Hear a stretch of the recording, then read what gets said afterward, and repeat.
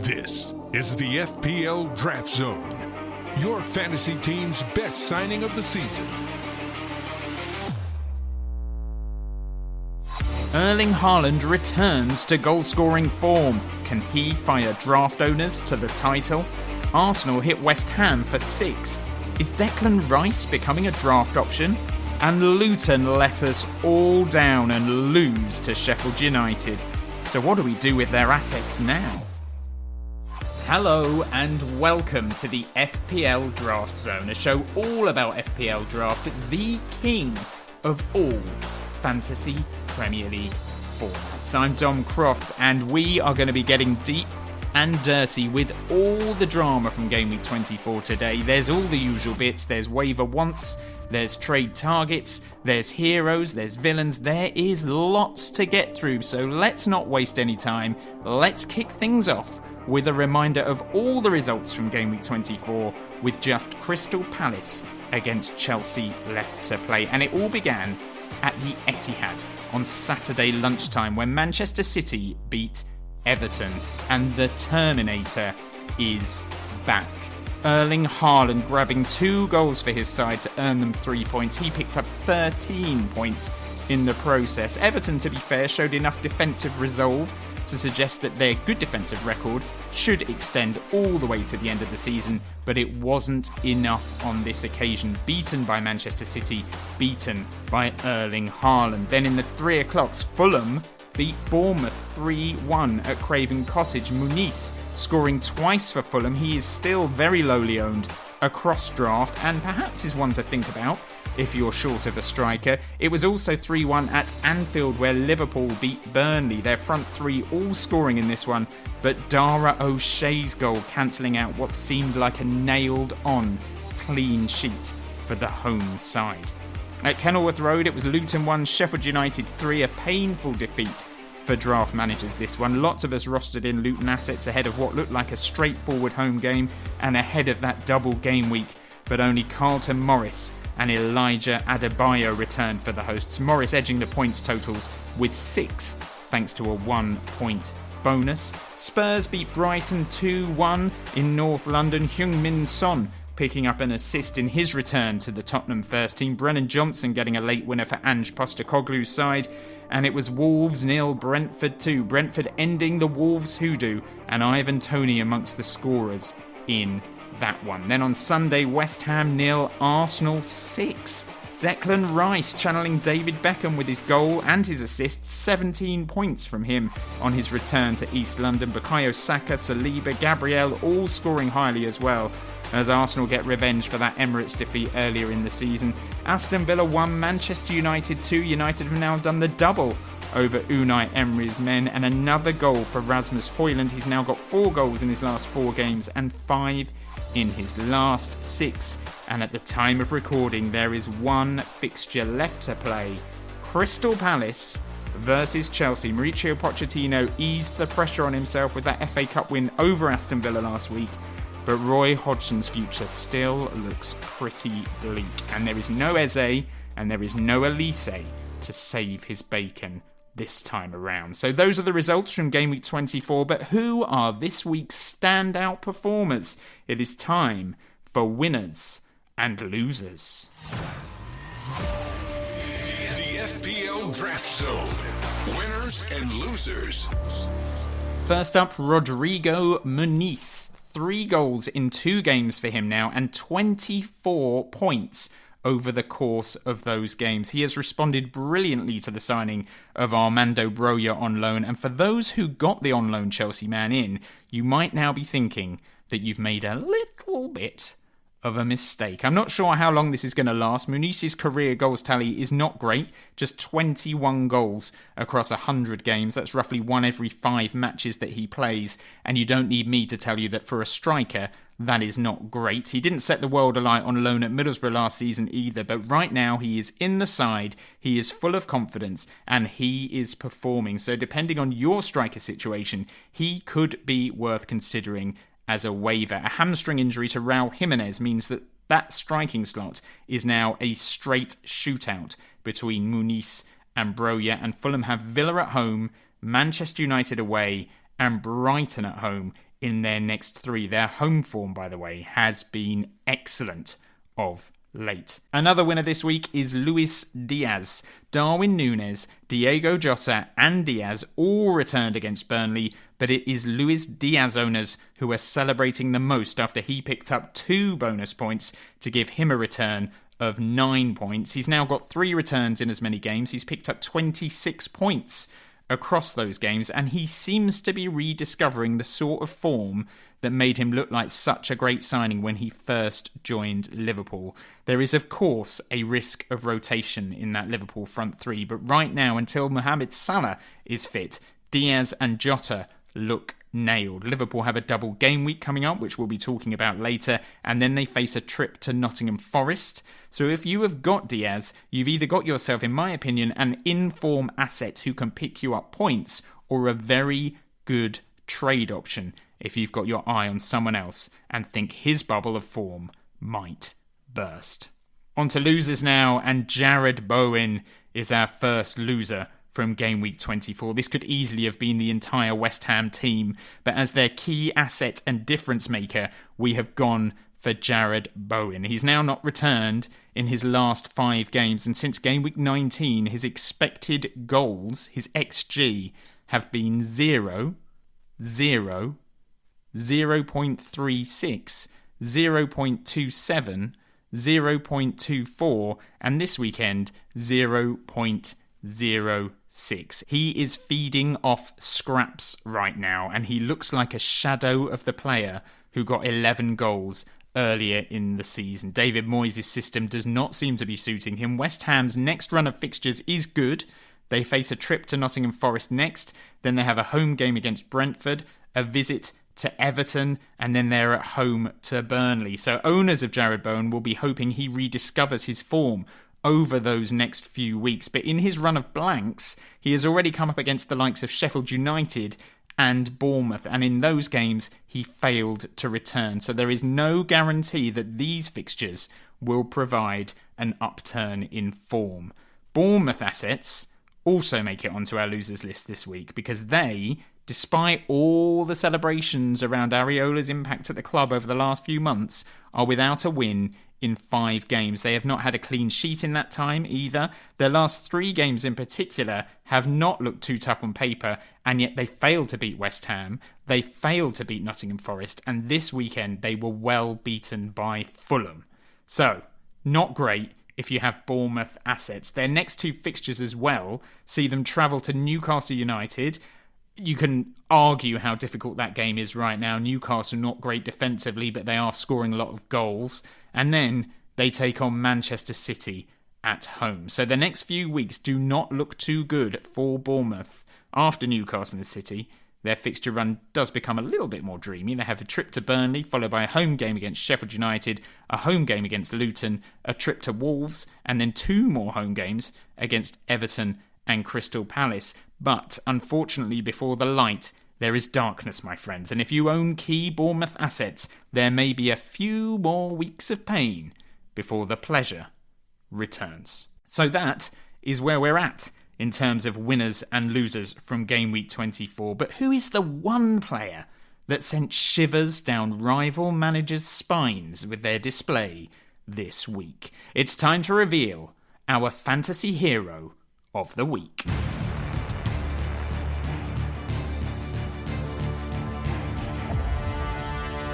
Hero of the Week. And this week's Hero of the Week is the man, the myth, the legend, the inevitable Erling Haaland.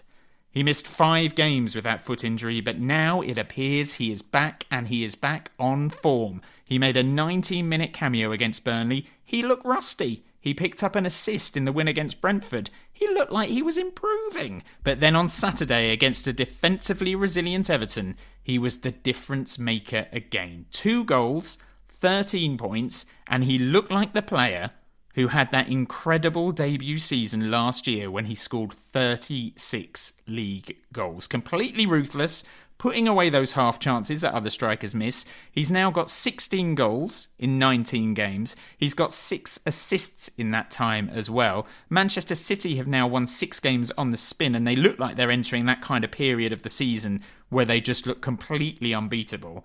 And Haaland will be their key man between now and the end of the season. In draft leagues across the globe, those first picks that you made at the start of the season will be crucial to your title chances, and that is why you picked them first. And up to now, Mo Salah, Heung-min Son, and even Ollie Watkins have all outperformed Haaland this season. But if he carries on showing the sort of ruthlessness that he showed against Everton, and if he continues to pick up double points on a consistent basis, I don't think anyone can rule out that Haaland will finish top of the points tallies again this year. And if he does that, draft managers lucky enough to have him might just be celebrating at the end of the season too, because he could win you your draft league. And that's why this week's Fantasy Hero of the Week is the relentless robot that is Erling Haaland.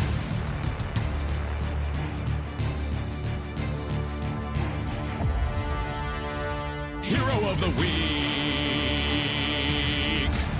Of course, every hero must have a villain, a yin to their yang, a darkness to their light. So, let's find out who this week's supervillain of the week is. Supervillain of the week, supervillain of the week, supervillain of the week, supervillain of the week. I hate his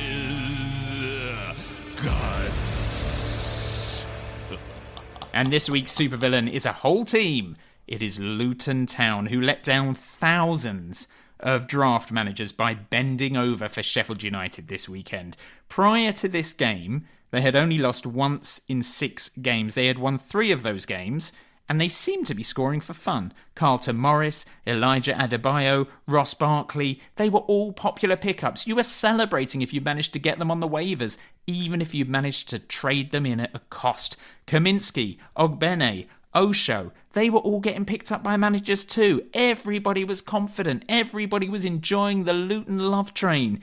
They take on Sheffield United before a double game week. Joyous moments. It's inevitable that they're going to win. They're going to win big. They're going to get hammered at home. What?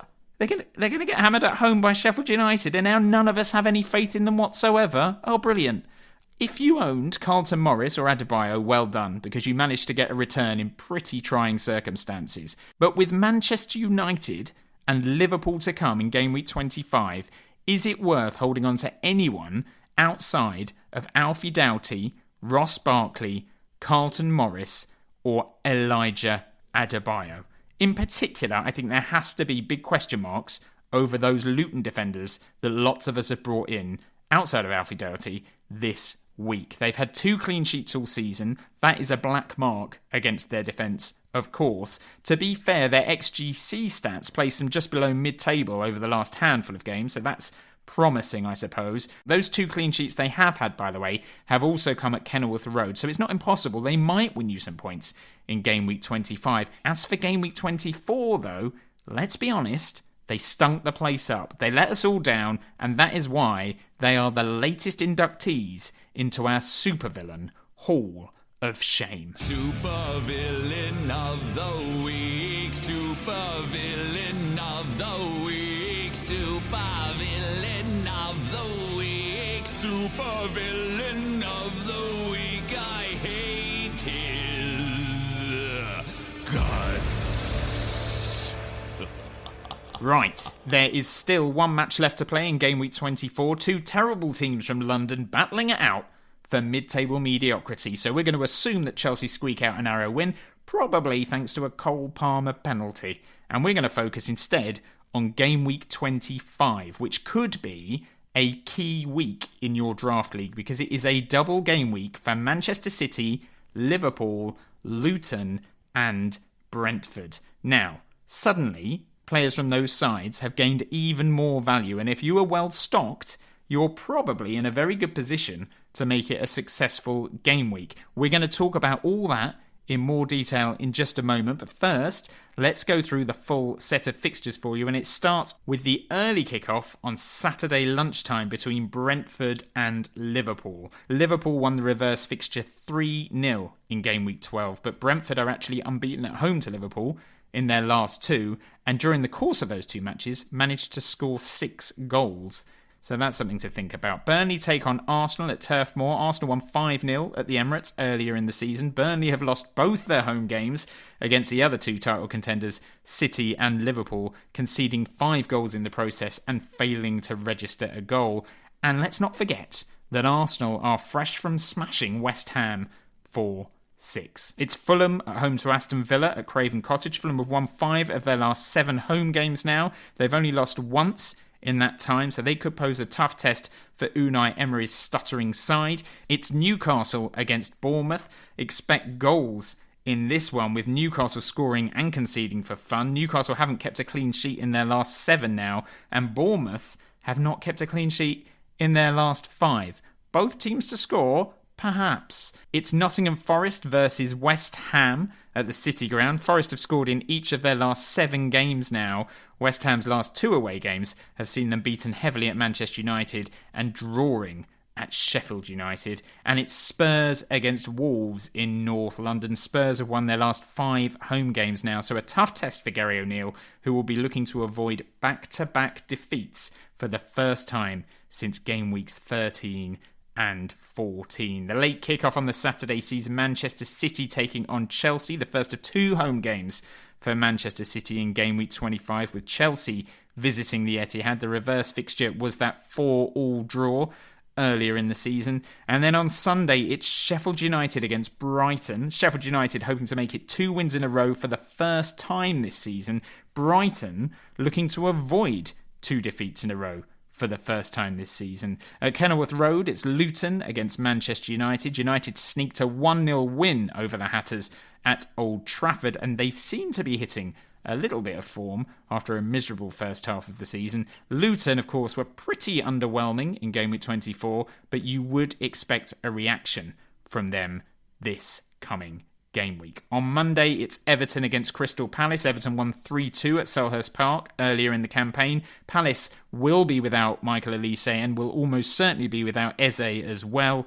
And then on Tuesday, the double game week kicks off in all its glory with Manchester City taking on Brentford. City have just beaten them, of course, 3-1 away from home.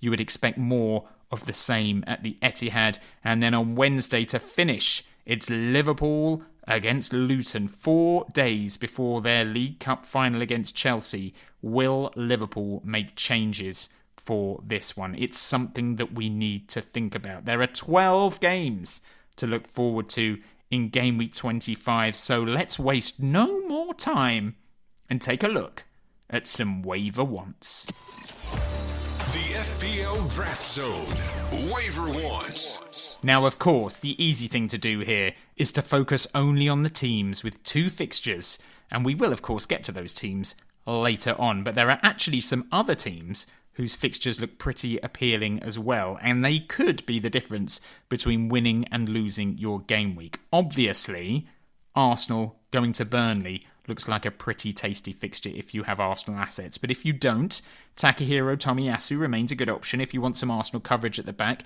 It's a toss-up at the moment between him and Kivior. Alexander Zinchenko missed Arsenal's game with West Ham with yet another niggly calf injury. Kivior filled in well at left back, but there is a clear hierarchy at the Emirates over time, and I do think when he's fit, Tomiyasu will get that gig ahead of Kivior.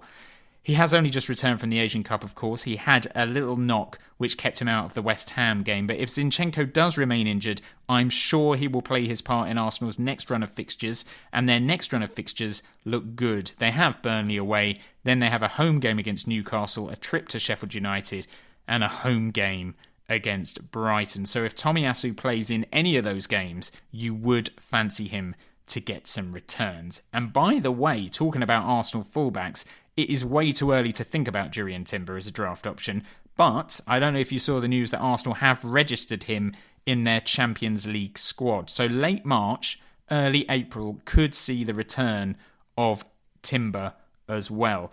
And of course, we cannot not talk about Declan Rice.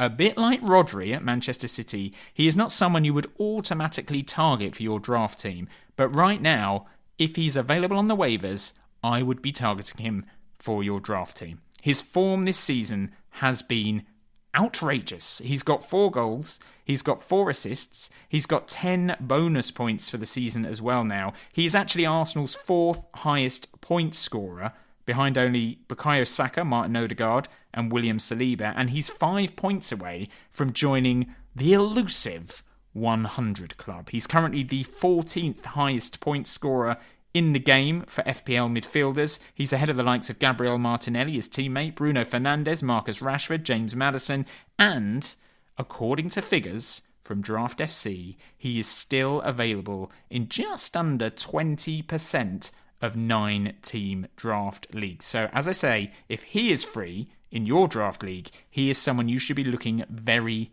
closely at. He's across set pieces. He's shown he can score from range. He seems to be the man that steps up when Arsenal need him. I think he would be a very astute signing for your draft team.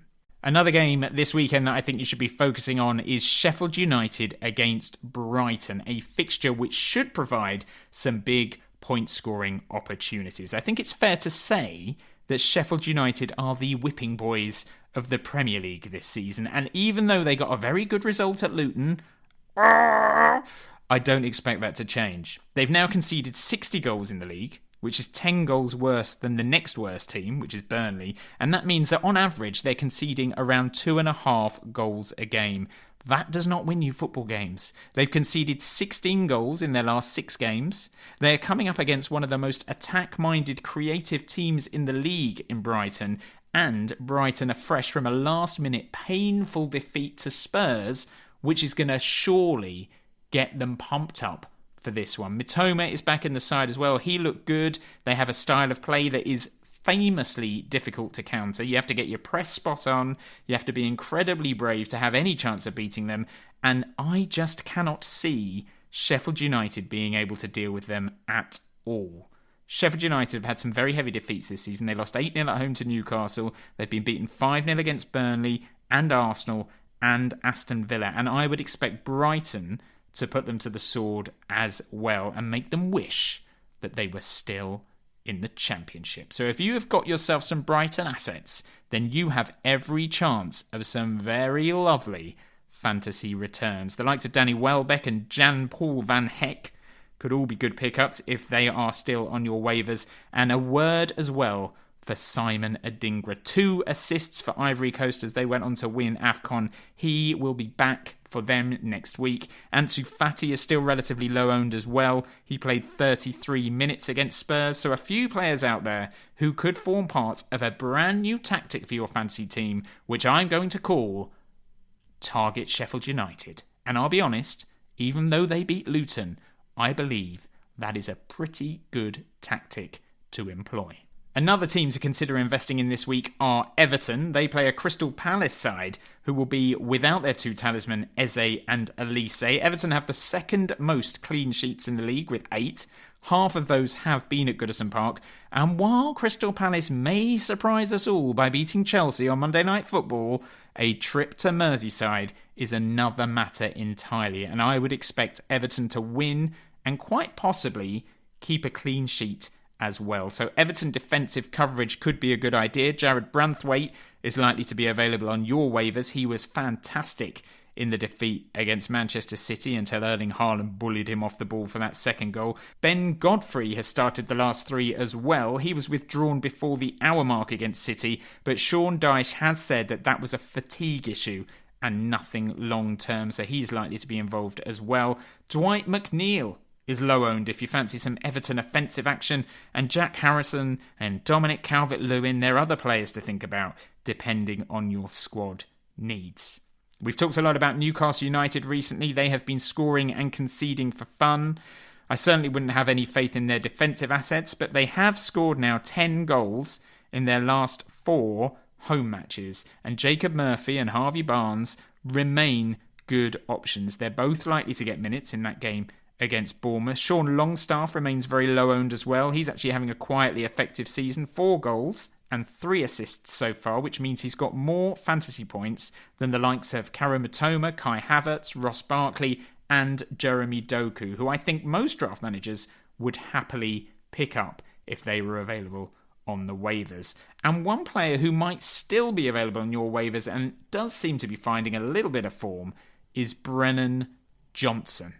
Far from guaranteed minutes at Spurs, but he does seem to be falling into that Leo Trossard category of player as someone who can come on and make an impact with very limited minutes. He's got 4 returns in his last 7 matches now, 2 sixes, a 7 and a 9-pointer. So if you have space in your midfield for a player like that, you could definitely do worse than make him your 5th midfield option. Now, we have to look at the teams that are playing twice in game week 25. And of course, Liverpool and Manchester City assets are the ones that we all want. But that is easier said than done. Most will be taken in your draft leagues. However, of the 2 teams where you might find some joy, Liverpool are your best bet. And that is because they have the League Cup final coming up just 4 days after their second game against Luton. And because of that, I think there's a very good chance of quite a lot of rotation. At right back, Trent Alexander-Arnold has picked up another injury. And that means that Connor Bradley, who has been absent for the last few games for personal reasons, seems certain to play at least one of those games. And in reality, probably both. And Jarrell Quansah could also get a start in the Luton game. So Konate doesn't have to play 3 games in a week. He has a bad track record with injuries, and I cannot see Konate playing that Luton game. The only question mark over whether Quansah will play is whether Joe Gomez would be preferred at centre-back. Gomez has obviously been filling in at left-back for Andy Robertson, but Andy Robertson has only just returned from injury as well. So the question is, can Andy Robertson play 3 games in a week? And I'm not sure that he can. So I would say that Connor Bradley will probably play twice. Joe Gomez will probably play once, and Quansah will probably play once. Obviously, the dream is to have players who will get the majority of minutes in both games, but those players are probably all taken. And at this stage of the season, it's so unlikely that they're available on the waivers. You might just have to make do with some players who will feature just once, but might earn you that extra point or 2 off the bench. And I think that Quansah, Gomez and Robertson will all share those minutes, and I think that Connor Bradley might well get both games. Manchester City assets are next up. They will almost certainly all be taken in your league as well, but Jack Grealish could be an option depending on your midfield setup. Mateus Nunes, who's also very low owned and should feature in at least one of these games. He was excellent when City played Burnley. He walked away with an assist in that one. He was still getting in great positions against Everton, but as I found out on Twitter, the general consensus was he was rubbish, so buyer beware. And 2 other City assets that might be worth a consideration, Rico Lewis and maybe even Oscar Bob as well, if you think they may get a start or a cameo respectively, and you are short of options in those positions. But I personally am not going to be going near any of those assets. Pep Roulette to me is the most dangerous roulette of all, and it is not a gamble I am willing to take. Other double game week teams are Brentford and Luton, so let's look at Brentford first. Their fixtures are the worst of the lot. They have a home game against Liverpool and then they go away to Manchester City. Ivan Toney is of course going to be rostered in your league unless you are incredibly lucky. Neil Maupay has shown he's capable of scoring against anyone recently. He's got goals against City and also Spurs in the last few weeks. And Matthias Jensen is a midfield option as well, who has recently come back from injury, and he has got the potential to pick up some points. He's got 3 goals and 4 assists so far this season. So if you absolutely had to go with a Brentford asset outside of Ivan Toney, they are possibilities. Defensive-wise, Ben Mee is always a threat from set pieces. I mean, I feel like I'm trying to convince myself, let alone you. Sergio Reguilon got an assist at the weekend. He picked up 3 bonus points, 12 points overall in that win over Wolves. He could be an option. Is he going to get many points against Liverpool and City? I don't think so. One player who may be worth consideration, if he's available, Mark Flecken. Picked up 10 points in that 3-1 defeat to Manchester City in game week 23 after making 12 saves.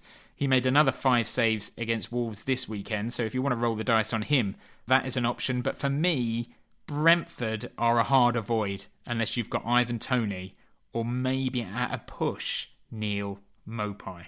And then we have Luton Town, who a lot of managers will have already targeted because they played Sheffield United this week. And it turns out that if you targeted Luton Town players, that was a terrible mistake. Anyway, they have a home game against Manchester United this week, and then they have a trip to Liverpool. Then they have a blank in game week 26, Aston Villa at home in game week 27, and then they have another double in game week 28 when they go away to Crystal Palace and away to Bournemouth. The likes of Carlton Morris, Elijah Adebayo and even Ogbene are likely to have been picked up this week. Ross Barkley, Alfie Doughty, Kaminsky, all gone. As we mentioned earlier, it is hard to know what to expect from them now. You wouldn't completely rule out the possibility of them picking up a result at home to Manchester United, a Manchester United side who will be without Lisandro Martinez, but also a Manchester United side who seem to be showing signs of form at last. Luton are not great defensively, but they're not the worst. A clean sheet is not impossible if they did somehow get a result against Manchester United.